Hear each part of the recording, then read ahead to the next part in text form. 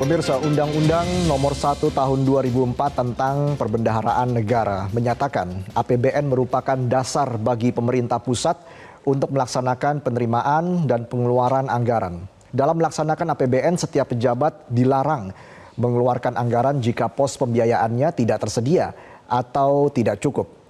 Kita akan langsung membahasnya di sini. Saya langsung ke Mas Teguh. Mas Teguh, kalau kita bicara terkait dengan ruang fiskal, ini kan selalu jadi sorotan ya di setiap transisi pemerintahan.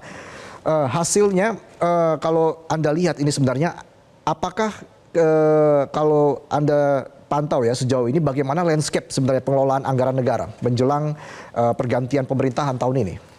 Ya, ini memang menarik ya, setiap transisi pemerintahan baru dengan yang lama ini kan presidennya ganti ya. Ini adalah sebuah tantangan besar bagaimana transisi ini bisa berjalan. Karena tantangannya adalah di tengah ruang fiskal kita yang terbatas, penerimaan negara yang tax ratio kita nggak pernah lebih dari 11%, tidak ada keleluasaan atau tidak ada keistimewaan bagi pemerintah mendatang untuk bisa merealisasikan janji-janjinya.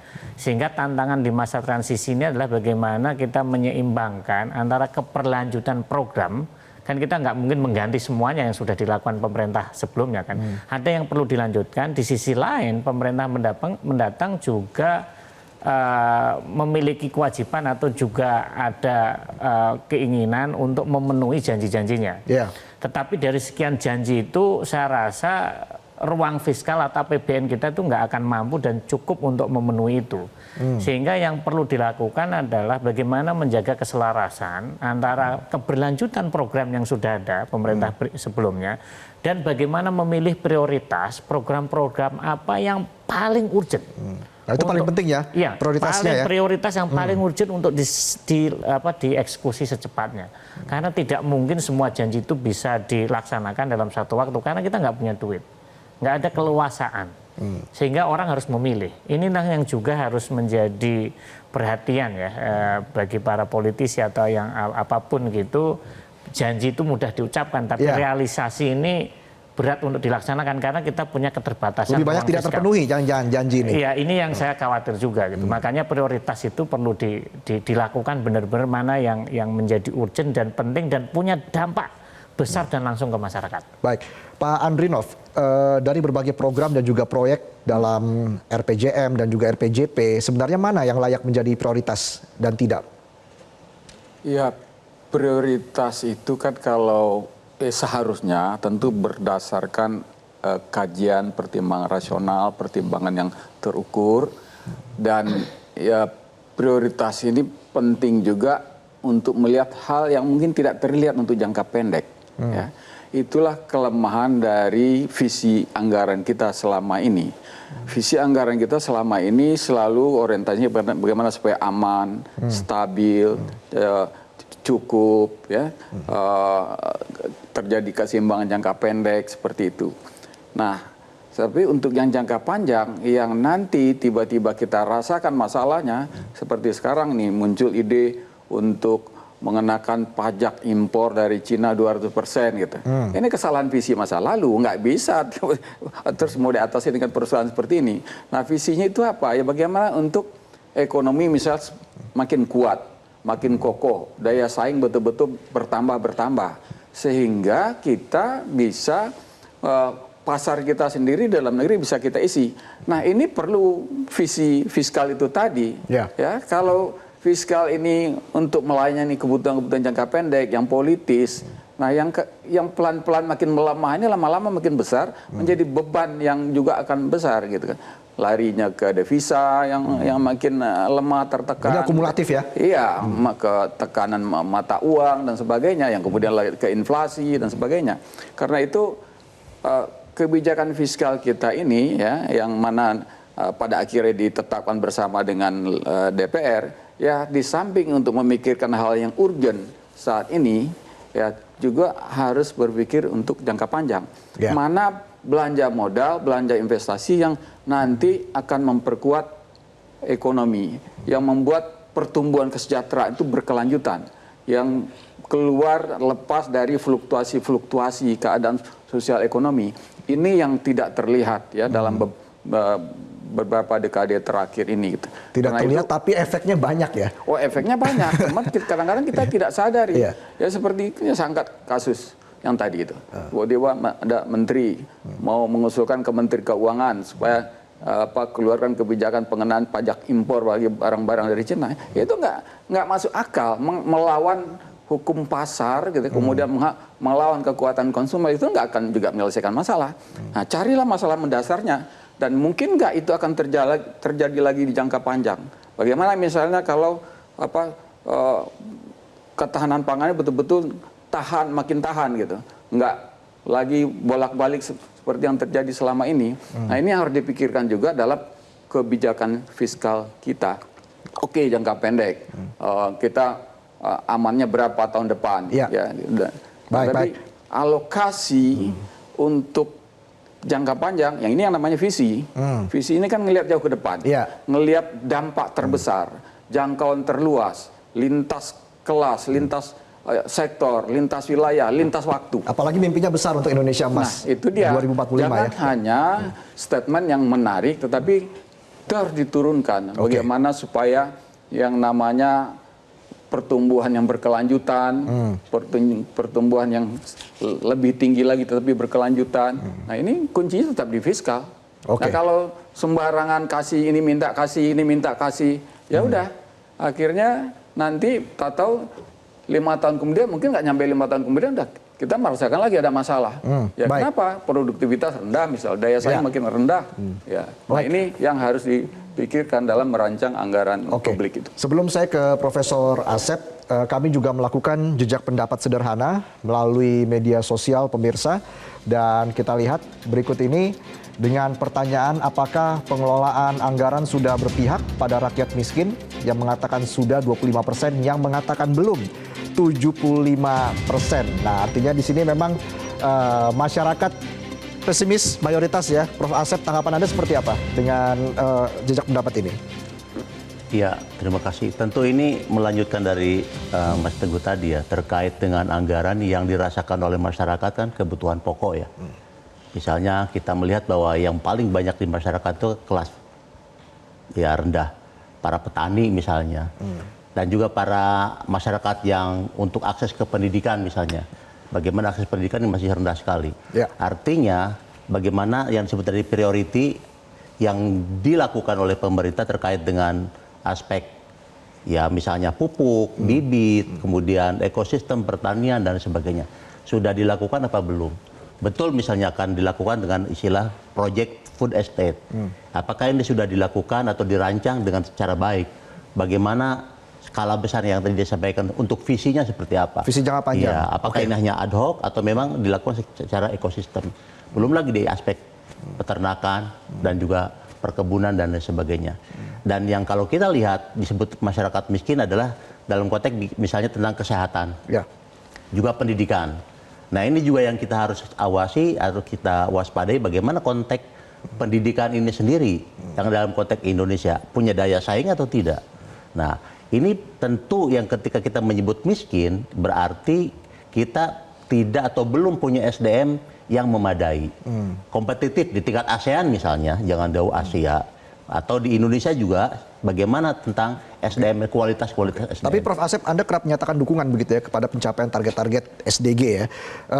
Apakah kebijakan anggarannya sudah mencerminkan keberpihakan pada pemberdayaan ekonomi lemah? Kalau dilihat dari ini tentu ada hal-hal yang harus diusahakan ya. Masih rendah sekali perhatian kepada masyarakat miskin. Terutama bagaimana kepedulian itu, coba kita lihat sekarang. Para petani dari data misalnya yang umur 54 sampai 55 sudah mulai turun. Anak-anak muda sudah tertarik kepada pertanian. Padahal kita masyarakatnya kan masyarakat agraris yang membutuhkan tuh.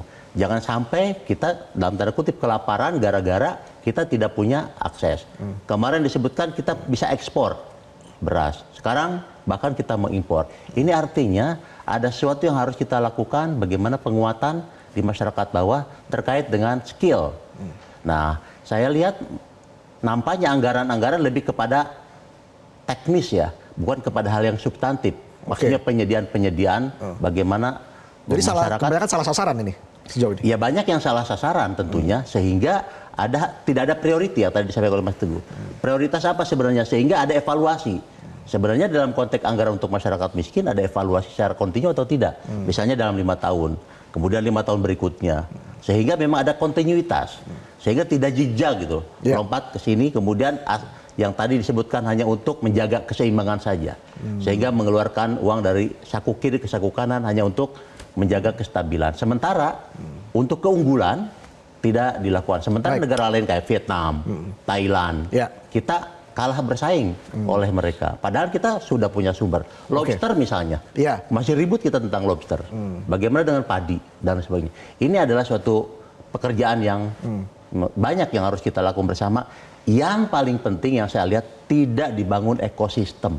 Ekosistem, ekosistem dalam konteks antar departemen tidak begitu. Baik, masih seputar pengelolaan anggaran, pemirsa, beban APBN 2025 sangat berat.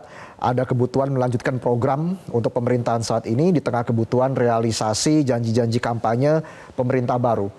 Kami melakukan jejak pendapat sederhana melalui media sosial. Kita akan lihat kembali berikut ini, pemirsa. Iya, dan ini adalah jejak pendapat yang kami lakukan dengan pertanyaan mengurangi beban anggaran sebaiknya. Nah, ini yang menjawab paling banyak 58%, sebaiknya membatalkan atau menunda program pembangunan tertentu. Lalu juga untuk angka 29%, yang kedua adalah memangkas subsidi, menaikkan pajak 9%, lalu menambah hutang negara 4%. Jadi mungkin tidak, Mas Teguh, kalau Anda lihat ini membatalkan atau menunda program pembangunan tertentu, misalnya menunda program makan siang gratis, misalnya seperti itu. Ya, ini memang menarik ya, di tengah keterbatasan fiskal yang ada, ini kan ada tekanan ya, akhirnya bagaimanapun pemerintah mendatang ini pengen merealisasikan janji-janjinya. Ini kan masalahnya adalah kredibilitas ya, kredibilitas pemerintah baru. Kalau pemerintah baru ini tidak bisa mendeliver janji-janjinya, kredibilitasnya kan akan turun. Dan di mata masyarakat ini kan nggak baik. Oleh karena itu kan, walaupun mungkin tadi hasil polling menunjukkan bahwa sebagian besar adalah pengen janji-janjinya dibatalkan, tetapi saya rasa ini bisa mengganggu kredibilitas pemerintah mendatang. Ya menurut saya mungkin bukan dibatalkan. Tapi demi visi jangka panjang? Iya, kalau artinya kan kita juga visi jangka panjang itu oke. Dalam satu sisi memang kita harus berpikir jangka panjang. Tetapi dalam konteks jangka pendek, kalau kredibilitas turun, pemerintah mendatang ini bahaya juga bagi perekonomian pada jangka panjang. Oleh karena itu menurut saya yang tadi memang bukan dibatalkan tetapi dicari prioritas mana gitu. Misalnya program makan siang gratis. Itu kan biayanya besar sekali. Hitung-hitungan saya itu kalau dengan sesuai janji itu 450 triliun. Tetapi kalau kita mau prioritas misalnya daerah 3T atau daerah dengan stunting yang paling tinggi aja misalnya 5 stunting tertinggi itu sebenarnya nggak banyak membebani anggaran gitu karena kan stunting 3T atau daerah 3T atau stunting kan di luar Jawa penduduknya nggak begitu besar.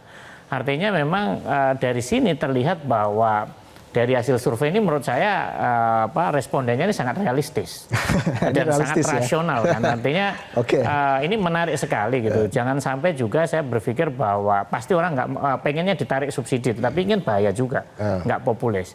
Nah, isunya adalah bagaimana ini tetap ada harus keseimbangan. Saya termasuk orang yang jalan tengah ya ini bagaimana keberlanjutan tetap jalan janji direalisasikan tetapi yang mungkin yang perlu dijaga adalah disiplin fiskal. Fiskal itu harus disiplin, artinya ada rambu-rambu itu dipantui, prioritasnya apa, jangan sampai defisitnya membengkak jauh sampai lebih dari 3%. Tetapi yang perlu dipikirkan adalah, saya itu sangat concern dengan pembiayaan dari pembangunan ini APBN yang wacana-wacana untuk menaikkan hutang, ini bahaya.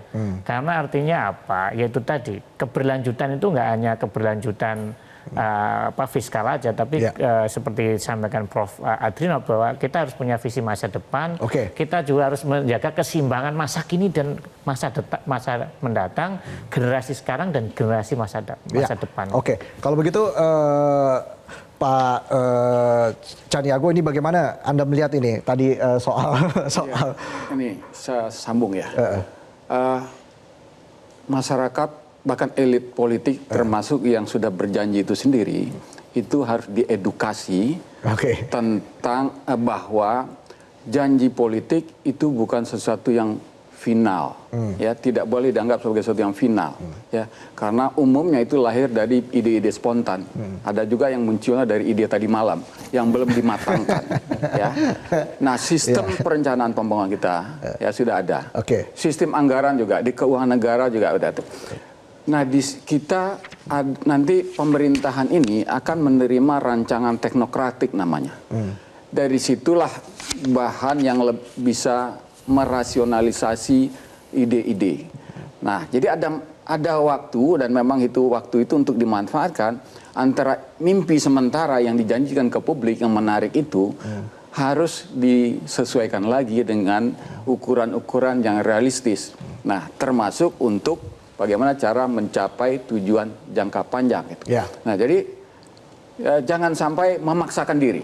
Wah, pernah janjikan ini lalu itu harus jadi. Ya, enggak harus begitu. Dalam sistem kebijakan kita enggak seperti itu. Ya, ada nanti naskah rancang teknokratik yang disiapkan selama 1 tahun biasanya oleh Bappenas.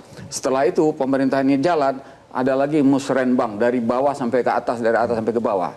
Nah, itulah yang harus dijadikan bahan untuk menjadikan rencana yang final untuk 5 tahun, bahkan di situ bisa disisipkan untuk jangka panjang 20 tahun ke depan. Anda melihat hal seperti itu, Prof. Asep, dari pandangan Pak Andrinov Candiago tadi? Ya, tentu yang tadi disampaikan terkait dengan janji iya, tapi kita kan tentu punya rencana secara grand planning ya tentunya.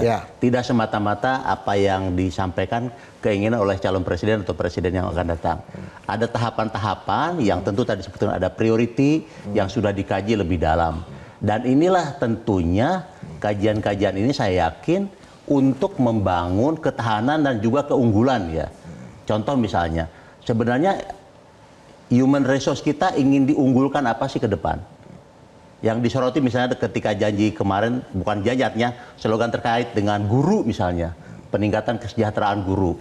Kemudian hubungan stunting dengan makan siang. Ya tentu itu tadi penting. Tapi sekarang ada tahapan nggak dalam 5 tahun untuk bisa itu tercapai dan ada keunggulan-keunggulan. Saya ingin menyoroti misalnya SDM kita yang tadi saya sampaikan di perguruan tinggi. Belum ada perguruan tinggi kita yang unggul se-ASEAN.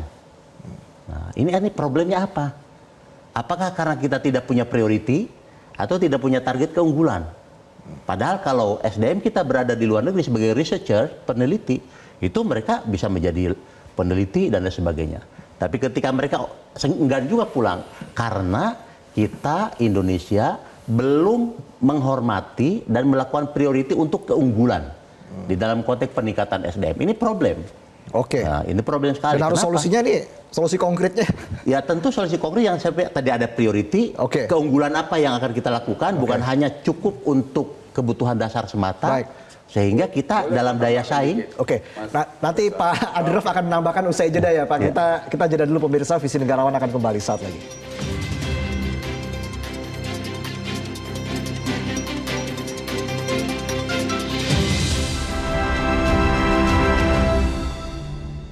Jelajahi cara baru mendapatkan informasi. Download Metro TV Extend sekarang.